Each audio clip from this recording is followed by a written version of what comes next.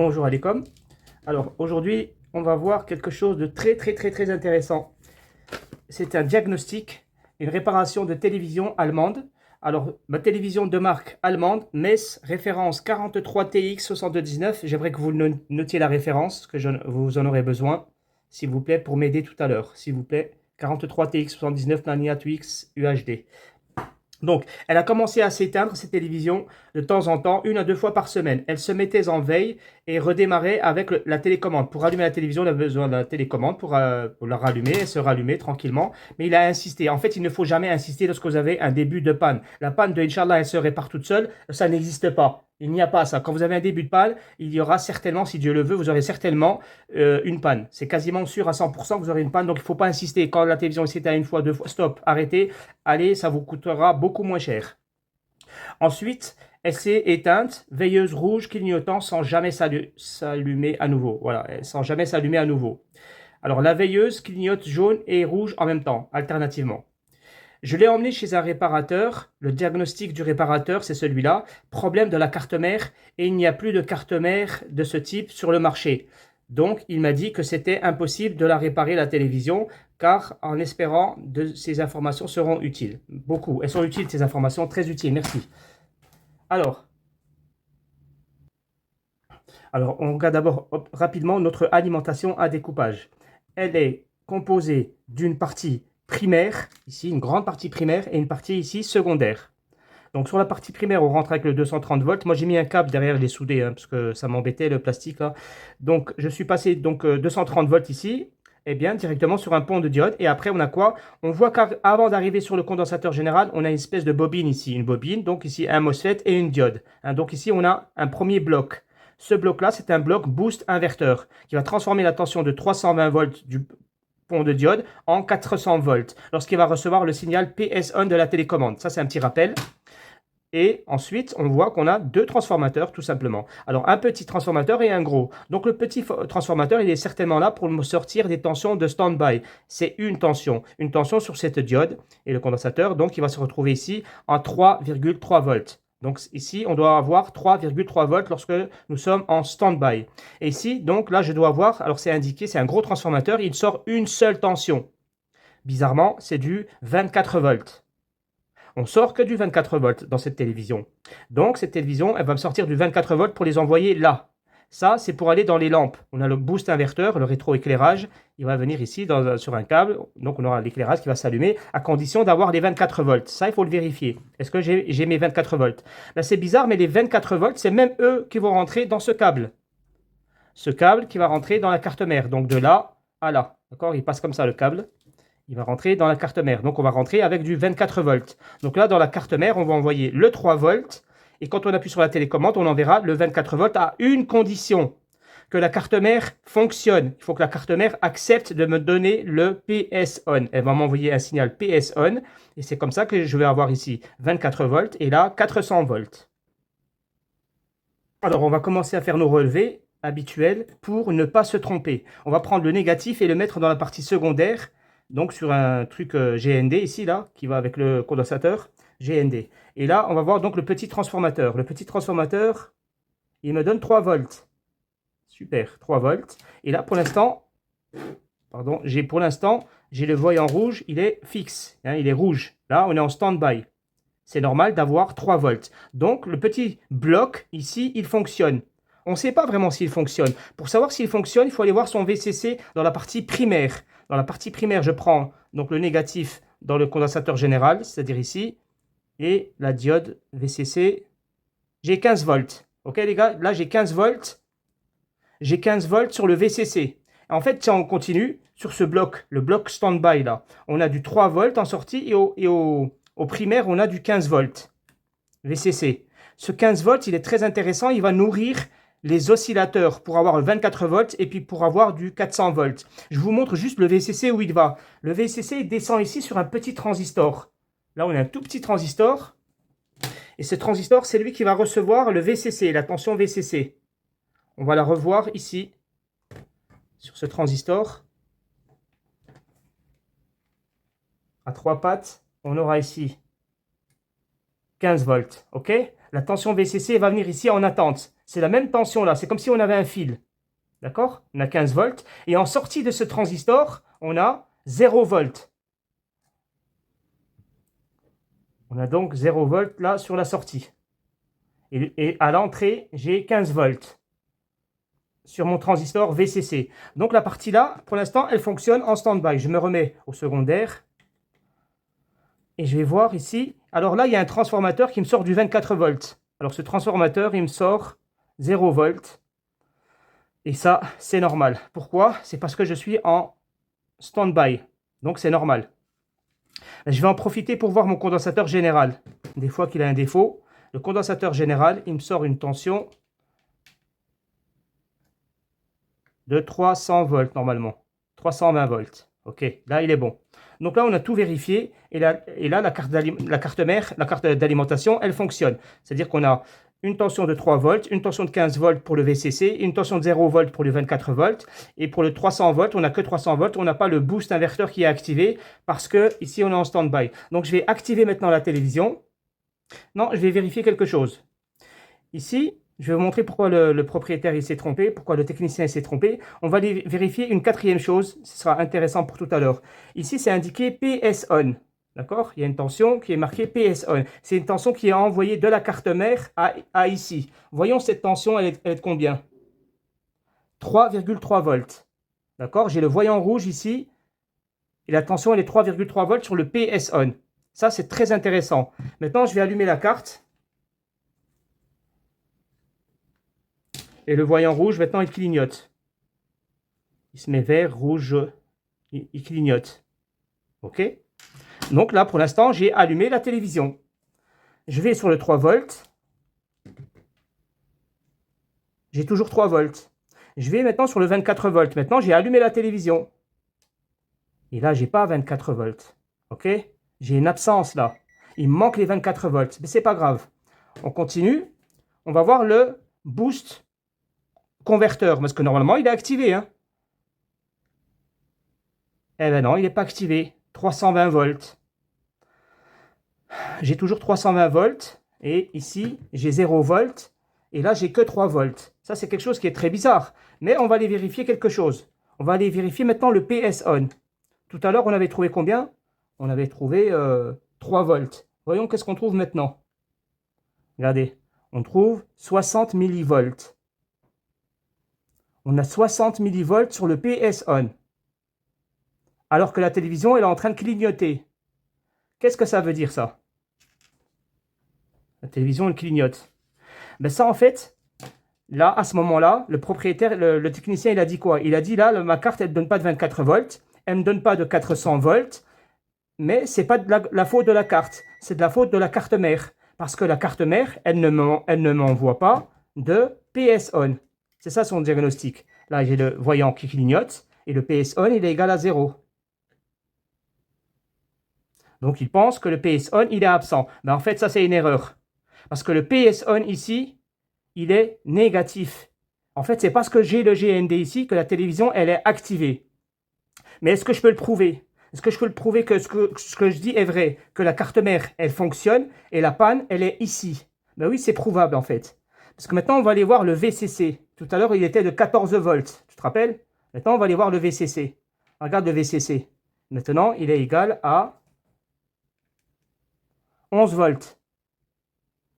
Tout à l'heure, on avait un VCC à 14 volts. Maintenant, le VCC de 11 volts, il descend toujours ici sur l'interrupteur, hein, sur le petit transistor. Regardez, il est égal à 11 volts, la même que le VCC ici. Et maintenant, ce transistor, il a été activé.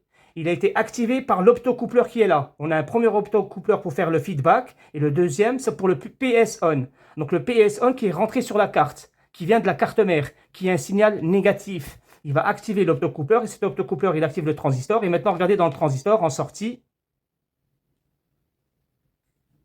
on a 9 volts, 9,8 volts. Vous voyez?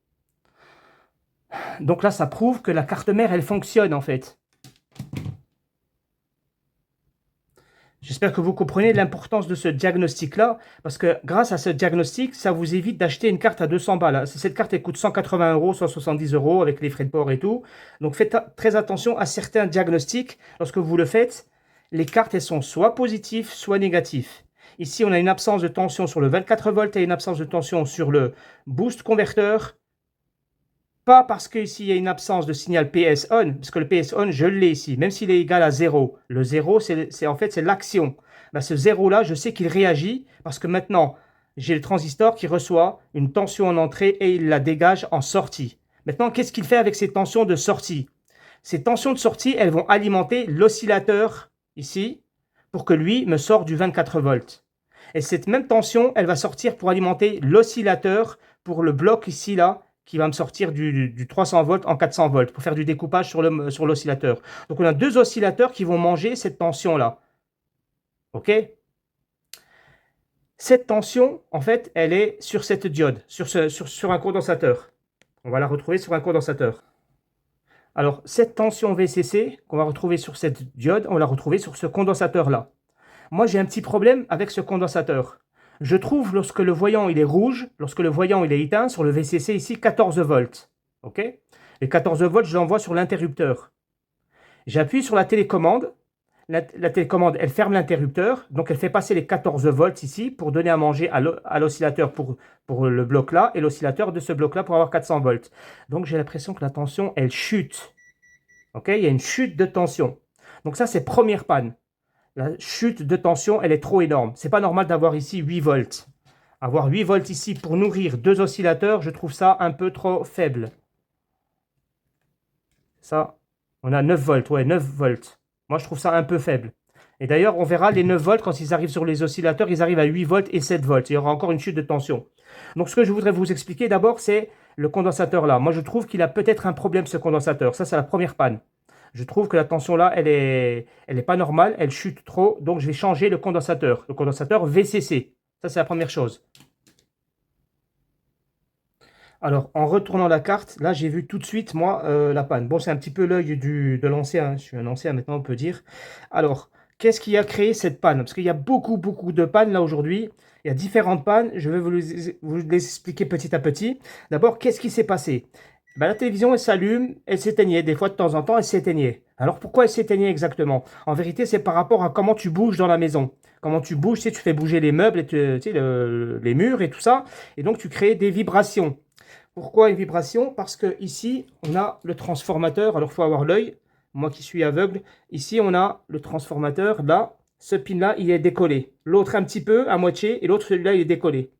Le transformateur 24 volts. Voilà pourquoi ici, j'ai pas de 24 volts. En fait, quand j'ai pas de 24 volts, la carte mère, elle a passé 24 volts, donc elle n'envoie plus d'image, plus de son, plus de lumière, plus rien du tout. Donc la télévision, elle se coupe. Hein, pourquoi? Parce que le transformateur, là, qui reçoit son découpage pour faire ici sur les deux transformateurs, sur les deux oscillateurs, tu sais, c'est un transformateur qui a deux oscillateurs, là. Hein, il a deux MOSFET, les deux MOSFET qui font un certain découpage grâce à l'oscillateur qui est là, qui va recevoir son VCC. Mais en fait, sa patte, là, elle n'est pas reliée. Là, regardez, elle bouge un peu. Elle bouge, et puis elle n'est pas comme les autres. Tu vois que là, il n'y a pas de, comment on dit ça? Il n'y a pas d'encorchure. Là, il y a une encorchure, on la voit là. Tu vois? Elle est cassée, comme ici aussi à côté. Donc ça, c'est une panne sèche. Ça, c'est une panne de soudure sèche. Donc ça, je l'ai vu assez rapidement, qu'il y avait un problème déjà ici. Alors ça a fait quoi? Ça a fait surchauffer la machine. Comme on avait une connexion plus ou moins bien faite, mal faite, on avait un appel de courant trop fort. Donc ça fait travailler les oscillateurs.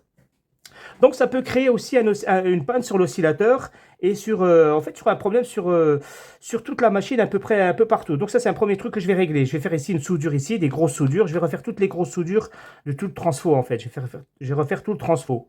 Mais attention, on voit ici encore une autre chose. On voit qu'il y a ici un peu quelqu'un qui a souffert, et même bien souffert. On a une petite explosion là. On a une bulle ici sur un circuit. Alors ce circuit-là, pour l'instant, je ne vous en parle pas. D'abord, je vous parle de la machine. Après, on va venir à tout ça. Tu te rappelles du VCC? Là, j'ai mon VCC. Hein, la pile de 15 volts. Elle est là. Et cette pile, elle vient, je t'ai dit, se mettre sur un transistor là. Donc, quand je retourne la carte, j'ai le transistor ici, sur le doigt. J'ai le transistor tout en haut. là, mon transistor, il reçoit le VCC depuis là.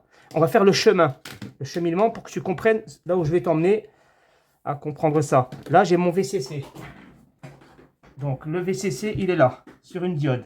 Le VCC, il arrive sur un transistor à 3 pattes. OK? Maintenant, ce transistor, ça, c'est l'entrée et il doit sortir ici. Ça, c'est la sortie qui est en attente. Cette sortie, elle attend qu'on reçoive le signal PS on. On l'a vu tout à l'heure, le PS on, il était négatif, etc., etc. Alors, à quoi ça sert d'envoyer ici les 15 volts? Alors déjà, on va venir sur un oscillateur. Voilà. On va nourrir cet oscillateur. Eh bien, cet oscillateur, moi, j'ai suivi ses pattes. Et ces pattes, elles sont en relation avec le MOSFET, et le MOSFET qui est là. Donc ça, c'est l'oscillateur qui fait le découpage pour avoir ici du 300 volts à 400 volts. Hein.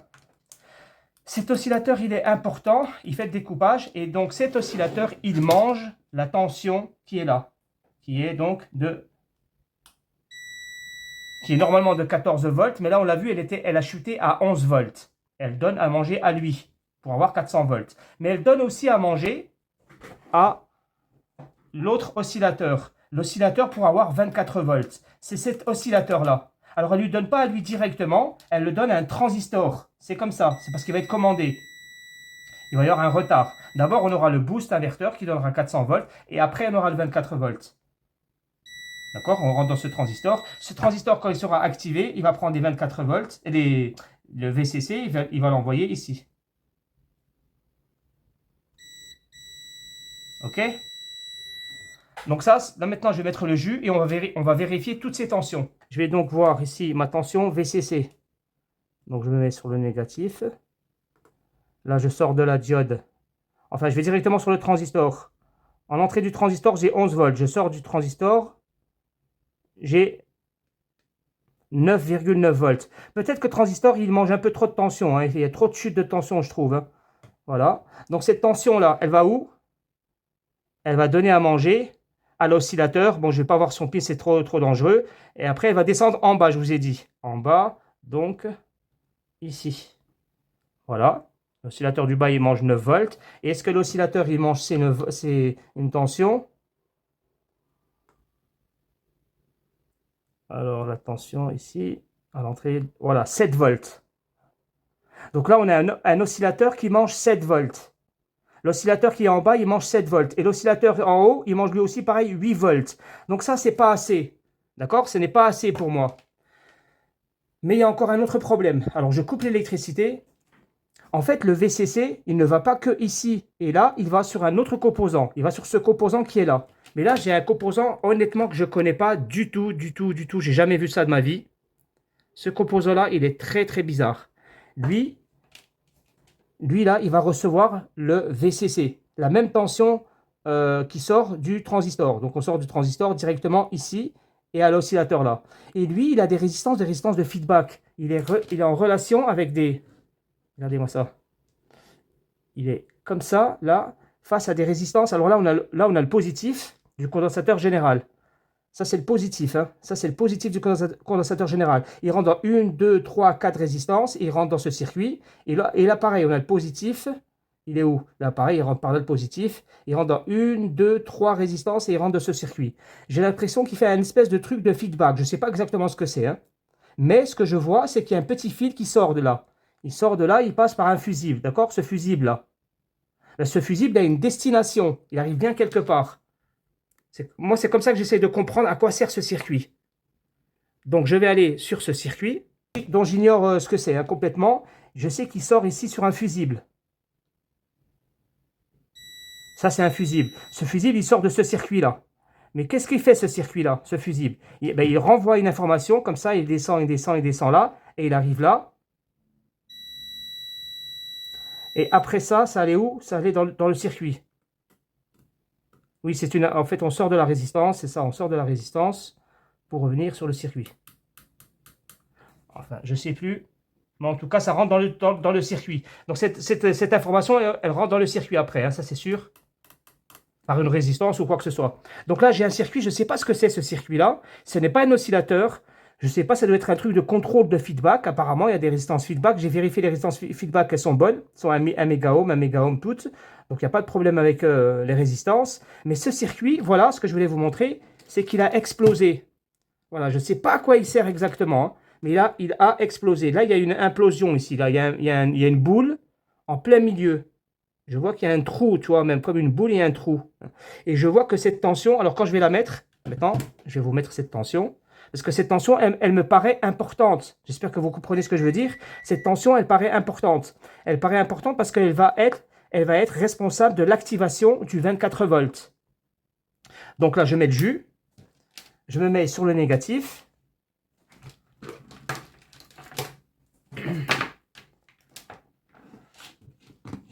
Alors, je me mets sur le négatif, sur le GND, et je vais vérifier. Donc, ce petit fusible, combien il me sort ici comme tension? Ben, rien du tout. Tu vois? Donc, en bas, là, je vais retrouver rien du tout. Je vais trouver 0 volts. Alors que ça, c'est une tension qui est importante. C'est une tension qui est CP ou OP. C'est peut-être la tension opérationnelle. C'est peut-être le power good. Je suis sûr même que c'est le power good. Donc, vous comprenez ici toutes les pannes qu'il y a. Il y a beaucoup, beaucoup de pannes. Il y a la panne ici du transformateur qui est dessoudé.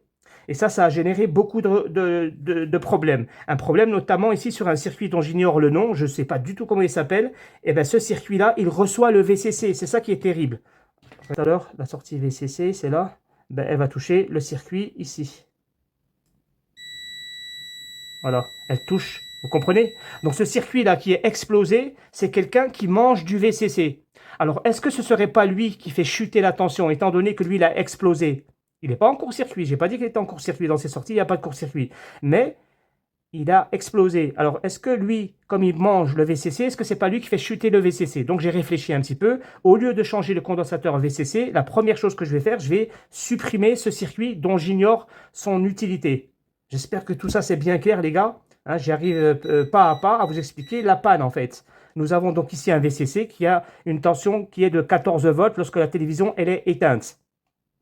Elle est éteinte, c'est-à-dire qu'on a le PS on qui est en 3 volts. Lorsqu'on a 14 volts, on aura 0 volts en sortie du transistor. Si on a 0 volts, on n'a pas de 24 volts, on n'a pas de 400 volts, c'est normal.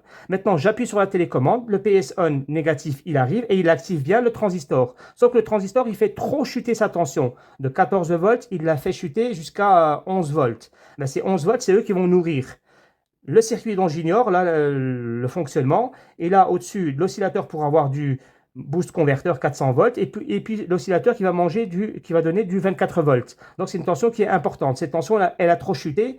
Alors peut-être que c'est le condensateur, ou peut-être que c'est le circuit-là qui n'est pas un oscillateur. Alors j'aimerais que vous m'aidiez. J'arrive pas à avoir sa référence, ni son nom, ni quoi que ce soit. Si vous pouvez m'aider sur Internet, vous prenez la photo, la référence de la télévision. Je vous ai donné la marque. Essayez de voir ce deuxième circuit. Alors, qui n'est pas l'autre là, c'est la STR. Ça, c'est pour le stand-by, le circuit qui est là. C'est pour le petit transistor, là, transformateur. Il a besoin de sa STR pour avoir le stand-by 3,3 volts en sortie. Donc ça c'est bon. Celui au-dessus, c'est bon. C'est pour avoir le découpage ici. Mais celui-là, je ne sais pas du tout. Hein, vous pourrez voir sur Internet, il a 1, 2, 3, 4 pattes en haut. Puis en bas, en haut, il y a 3 pattes seulement. Hein. Il y a une patte qui est coupée. Il y a une patte qui est coupée.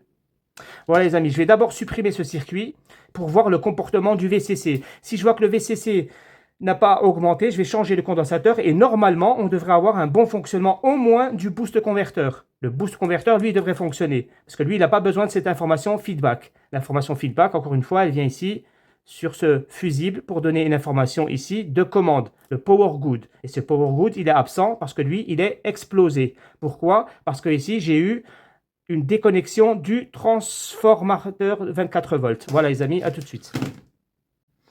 Alors, j'ai supprimé le condensateur VCC que j'ai remplacé par un 100 microfarad. J'ai mis une valeur supérieure. J'ai supprimé le circuit dont on ne sait pas à quoi il sert. Ça doit être un circuit, donc il a 8 pattes. C'est ça, hein, il a 8 pattes. Voilà, dont une patte qui n'est no connect. Je ferai des recherches si j'arrive pas à trouver la solution. Je le conserve. Donc j'ai supprimé ce deuxième circuit qui lui devait envoyer un signal en bas à l'oscillateur pour avoir du 24 volts. Et donc aussi, j'ai un doute sur le premier transistor. Le premier transistor, en fait, il reçoit 14 volts. Et dès qu'on l'ouvre, dès qu'on reçoit le PS on, la tension passe de 14 volts à 11 volts. Et ça, moi, je trouve que c'est un peu beaucoup par rapport au transistor. Je fais un rapide contrôle de ce transistor. Ce transistor, il reçoit 12 volts.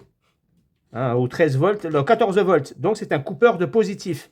Donc, si c'est un coupeur de positif, c'est un transistor PNP, c'est un négatif.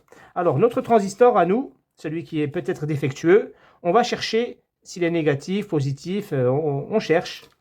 Alors, pour ça, on prend le transistor à 3 pattes, on touche au hasard, pardon, en mode sonnette, en mode bip, en mode diode. Donc ici, alors pas de lecture, hein, pas de lecture. Là, j'ai une lecture. J'ai une lecture quand le milieu, il est rouge. Je vais sur ma patte à l'extérieur. Très bien. Donc là, j'ai deux lectures, une de comme ça et une de comme ça. En tout cas, c'est quand le fil rouge, il est au milieu. Donc sur ce transistor, la base, elle est au milieu. C'est sûr et certain. La base, elle est là. Et...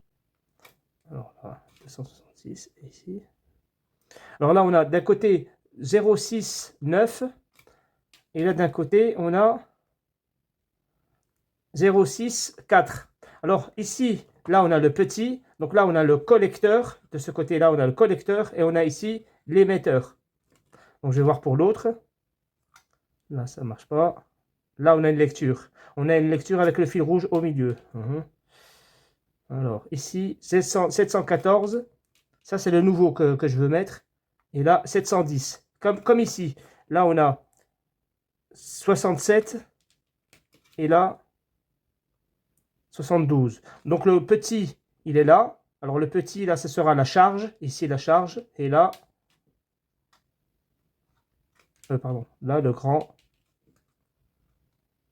714, lui, ce sera l'émetteur. Voilà, on a trouvé un autre transistor de remplacement. La base au milieu, la charge ici, la charge qui est le collecteur, et ici l'émetteur.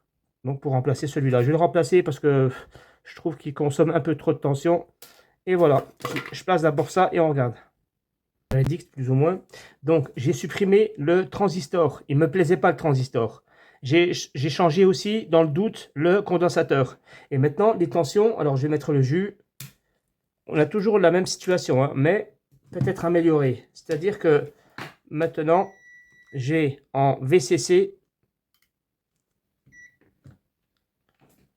Pour l'instant, je ne l'ai pas vérifié complètement en fait. En VCC, j'ai maintenant 12 volts 87. Tout à l'heure, j'avais 11 volts. Et en sortie du VCC, j'ai 11,13 volts. Tout à l'heure, j'avais un peu moins, j'avais 10 volts. Bon, alors c'est bien. Les 10 volts, ils vont nourrir l'oscillateur pour avoir ici maintenant du 400 volts et l'oscillateur en bas pour avoir du 24 volts. Sauf que je n'ai pas de 24 volts. Et dans le condensateur général, j'ai une tension de 300 volts sur le condensateur général. Il y a de la... Ils ont mis une colle dessus, c'est pour ça que des fois on a du mal à avoir les tensions. Donc en fait, on a toujours le même cas. Et ce cas-là, je m'en suis maintenant j'ai fait une identification du composant que j'ai supprimé. Parce que j'ai supprimé, on est d'accord, un composant qui était explosé là, au milieu. Alors je viens de me rendre compte de quelque chose. Tout à l'heure c'était flagrant, on avait ce composant qui envoyait un fusible par là pour donner une information au power good à lui.